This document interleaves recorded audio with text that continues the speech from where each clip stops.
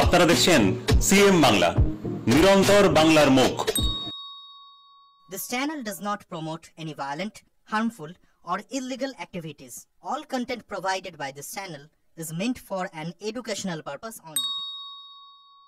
আজকে তো ময়নাতদন্তের পর দেহ নিয়ে দেন, কি মনে হচ্ছে এবং মানে পোস্টমর্টমের রিপোর্টে কি পাওয়া গেল? খুব আশ্চর্যজনক, খুব দুঃখজনক, খুব মর্মান্তিক, ভাষায় প্রকাশ করা যায় না।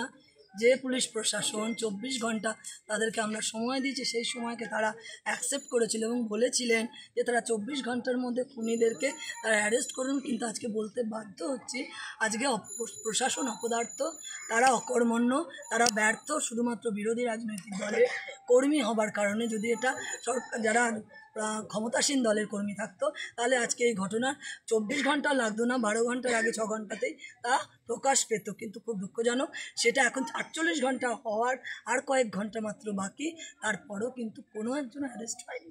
আর ময়না তদন্ত ওনারা তো চেয়েছিলেন সাব ডিভিশনাল যে হসপিটাল, সেখানে তদন্ত করতে, আমরা সেখানে আমাদের আপত্তি জানাতে আমরা সরকার কোর্টে সেখানে গিয়েছি এবং কোর্টের পক্ষ থেকে আমরা অর্ডার বার করে এমসে আমরা তদন্ত করিয়েছি এবং সেই রিপোর্ট কিছুক্ষণের মধ্যে আমরা আপনাদের সামনে দিয়ে দেব। এবং এর পরিবার তাকে তো খুব করাই হয়েছে, এটা তো একদম প্রকাশ্য এবং দৃঢ় সত্য। এবং তার মায়ের সামনে তার ছেলেকে মায়ের কোল ফাঁকা করে মহিলাটি পাগলের মতো কান্না করছে। তার বাবার অবস্থা চোখে দেখার মতো না, তাদের একমাত্র সম্বল ছিল তাদের সন্তান। আজকে এইরকম একটা পরিস্থিতিতে কতখানি হিংসার রাজনীতি নবদ্বীপে ছড়িয়ে ফেলেছে যে 4 জন তৃণমূল কংগ্রেসের সক্রিয় কর্মী এবং কার্যকর্তা, যারা আজকে ভারতীয় জনতা পার্টির এই পরিবারের একজন সদস্যকে তারা নির্দ্বিধায় খুন করে ফেলল। এটি গতকালই মৃতের দিদি দাবি করেছিল দুটো, তার মধ্যে একটি এমসে ময়নাতদন্ত এবং সিবিআই। প্রথমটা হলো আপনার তদন্তের নিয়ে, পুলিশের তদন্ত নিয়ে 48 ঘন্টা হয়ে গেল।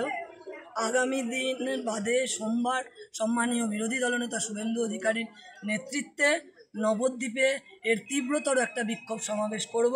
তারপরেও যদি প্রশাসন ব্যর্থ থাকে, তারপরেও যদি এই পুলিশ প্রশাসন অপদার্থতার পরিচয় দিয়ে খুনিদেরকে অ্যারেস্ট করতে অসক্ষম থাকে, তাহলে আগামী দিন আমরা হাইকোর্টে যাব এবং তারপরে আমরা এটা সিবিআই তদন্ত করব, যেমন তার দিদিও করেছেন। সেই সঙ্গে পাশাপাশি পার্টির পক্ষ থেকে আমাদের এটা দাবি। ইতিমধ্যে তৃণমূলের তরফ থেকে দাবি করা হয়েছে এর সাথে কোনো রাজনৈতিক যোগ নেই, অথচ দোষীরা এখনো, অভিযুক্তরা এখনো পর্যন্ত গ্রেপ্তার। এই সব থেকে মজার কথা হচ্ছে কি, এটা যদি তৃণমূল কংগ্রেস বলেন তো এটাও হাস্যকর এবং খুব লজ্জাজনক। তার কারণ তাদের দলের নেতৃত্ব পুণ্ডরীকাক্ষ সাহা, তার হচ্ছে গিয়ে পুণ্ডরীকাক্ষ সাহার ড্রাইভারি করতো একটি ছেলে, এবং তাদের যে আমাদের বর্তমানে যিনি নবদ্বীপের যিনি আমাদের পৌরপতি আছেন, তার সঙ্গে একাধিক ফ্রেমবন্দি ছবি আমরা দেখতে পেয়েছি।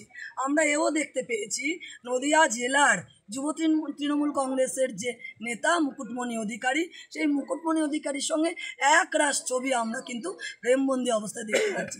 এরপরেও কি আপনারা সমাজ মাধ্যম, প্রেস মিডিয়ার বন্ধু, সমস্ত মানুষের কাছে আমার প্রশ্ন, এরপরেও বলতে আপনাদের প্রশ্ন বা সংশয় আছে যে তারা তৃণমূলের সঙ্গে তাদের কোনো যোগসাজশ নেই?